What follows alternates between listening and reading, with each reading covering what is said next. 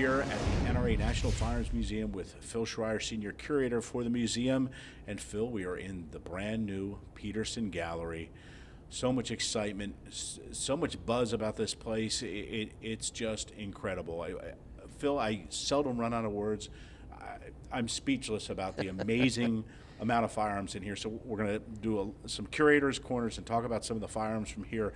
And let's start with the case you're standing next to. Some very interesting, some unique firearms. Tell us a little bit about them, sir. Well, John, first off, thanks again for coming out here and being with us. You know, I felt bad because there were about 3 different times since, early spring that I've been wanting to tell you about what was going on here. And each time I got close, I was like, no, we got to keep that under wraps. But here it is. Here's the big secret that we've been teasing our viewers and listeners with all summer. Amazing. The Robert E. Petersen Gallery. And it's just, it still blows my mind. I don't know how you kept a lid on this. It's been a very well-guarded secret. I didn't know about it until the opening, and it's It's wow, what been a treasure. a 2-year project, Jeez. and here it is in the flesh, and we can talk about it and share it with everybody at home. We got a number of cases, and there are a couple cases like this in the gallery where we chose to highlight specific firearms that we wanted to draw people's attention to. And this case is full of just wonderful things. You start off, there's just a Colt New Frontier revolver. Of course, what president made the words "the New Frontier" part of his campaign slogan? John F. Kennedy. And that is President Kennedy's Colt New Frontier, engraved by the Colt factory, has the seal of the president on one side of the cylinder, a beautiful engraving, better than the one on the back of the $20 bill of the White House. Wow. On the other side. His initials, JFK, inlaid in gold, a rendition of PT-109 on the top strap. It's just a beautiful gun. Amazing. Next to that is the only known cased set of 4 Colt single actions ever made, with gold-plated furniture and accessories throughout the case.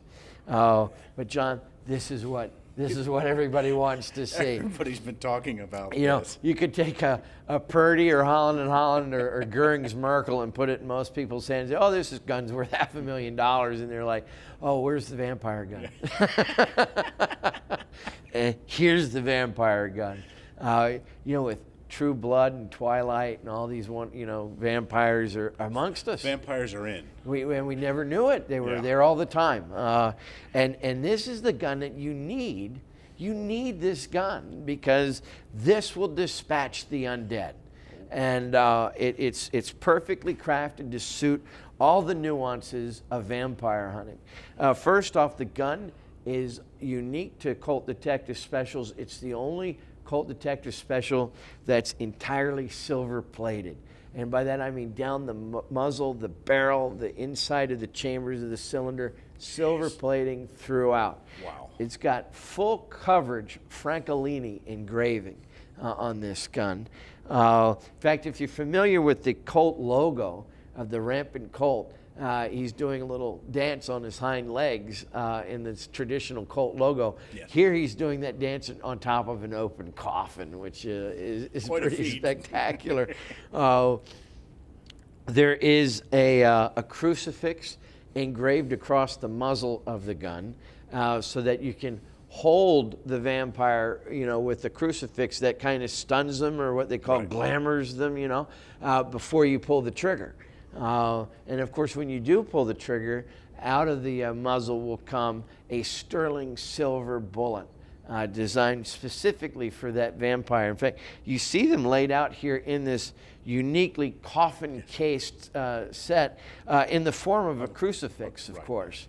The casings are plated in silver. The heads are actually hand-carved in the image of a vampire face, so that when the bullet actually impacts the target, the head of the vampire condenses and the fangs close on the. And how do we know this? Well, John, we know this because it's already been used twice.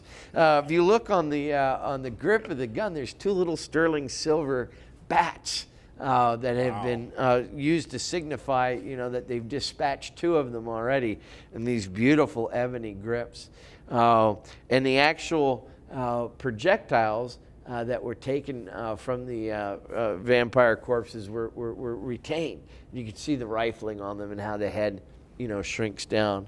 Now, of course, you know, when you're done vampire hunting for the day, Right. and this gun being sterling silver, it's important to make sure you maintain it in a good state of working order. Yeah, you want to be ready when you need You it. got to be ready, and a gun, you got to know the gun's going to work. Right. Now, of course, NRA firearm safety rules state that you need to know your target and what's beyond. So, in an endeavor to make sure that we're following safety procedures, there is in the lid of the accessories case a mirror. So, you know, a vampire doesn't have a reflection, so you can identify your target by holding up the mirror to him. Now, another rule is that you never mix live ammunition when you go to clean your gun. You keep the gun separate from live ammunition. Yes. Now, John, what happens if a vampire decides to attack you at that vulnerable moment when Right. you're cleaning the gun? Gets a drop on you. Gets the drop on you. The ammo is somewhere else. Your sterling silver ammo. You've got the gun. They took that into consideration. There's a cleaning rod that comes with an attachment that's a wooden stake. You can just push that right through the vampire's heart, and you haven't violated any safety rules. You're good to with go. cleaning your firearm. And of course, the silver vial in here, in most high-end British cased guns, you'll find that contains the very special Rangoon oil, which was a special preservative used to treat the guns a high-end value guns. Here, the outside of that oil vial is marked holy water, so that you can dip your little 38 special cartridges into that before you send off the undead to cross to the other side. All the vampire hunting accessories you need right there. Right there. And it's in an ever so attractive love wooden it. coffin style box. How do we learn more about these treasures and the National Firearms Museum? Well, of course, we'd love for you to come by in person. You know, we're open 7 days a week from 9:30 to 5, just outside the Capitol Beltway in Fairfax, Virginia. If you can't make it into Fairfax, you can always visit us online at nramuseum.com and go look for the Peterson Gallery. And we have some beautiful close-up photographs, high-resolution pictures. You can do that iPod trick and zoom in on them with your fingers and make them larger, and it's a wonderful deal.